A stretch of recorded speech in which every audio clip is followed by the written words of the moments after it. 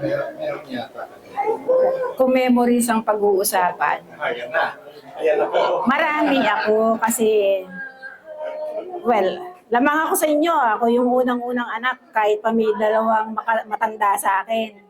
Oh, bata pa ako. When I was still a boy, alaga na nila ako. Oh, di ba?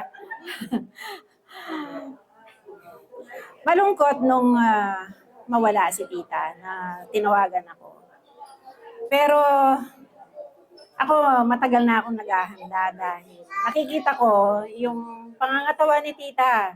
Tsaka sa edad niya, alam kong baka one of these days, hindi na rin natin makakasama.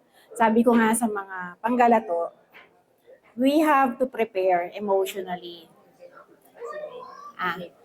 We have to prepare emotionally. Paghandaan na natin kasi matanda na rin. Tsaka, sabi ko sa kanila, ang lungkot sa mga mata ni tita. Makikita niyo na. Pero ako conscious ako doon kasi lagi kung tinitingnan, para sa akin kasi yung mga mata will always be the windows of our soul. So, since ako nakakasama ko siya sa mga check-up, sa mga ibang mga pagkakataon na yung mga moments na hindi niya nasi-share sa inyo, meron kaming moments na gano'n ni Tita Paz. Ang isang hindi lang niya talaga gagawin dahil mabilis lalaglag ang luha niya ay yung makinig ng music. Ginawa niya minsan yon. Itinigil niya kaagad. Kasi pagtugtog ang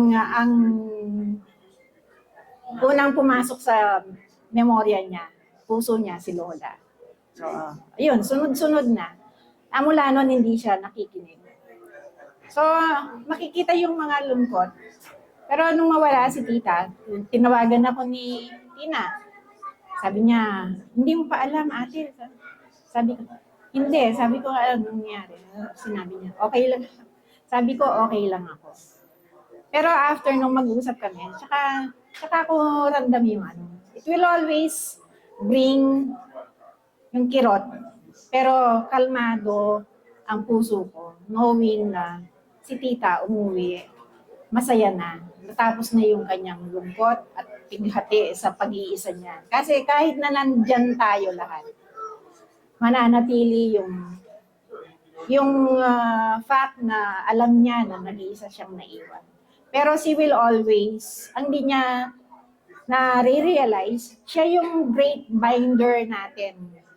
Siya yung pandikit nating lahat na nag-unite sa atin. Hindi naman tayo lahat magkakapatid, magpipinsan tayo. Pero siya yung isang factor na nag-uugnay sa ating lahat. Sana yon manatili. And I'm sure, tita, rest in peace. Humayo ka dyan. Ikaw na yung pagmamaritesan ngayon ng mga kamag-anak. Sa'yo na mag-a-update.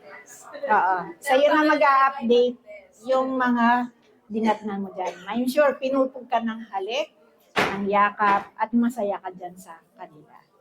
Yan lang. Thank you, tita. Yes, so nagre-request din tayo.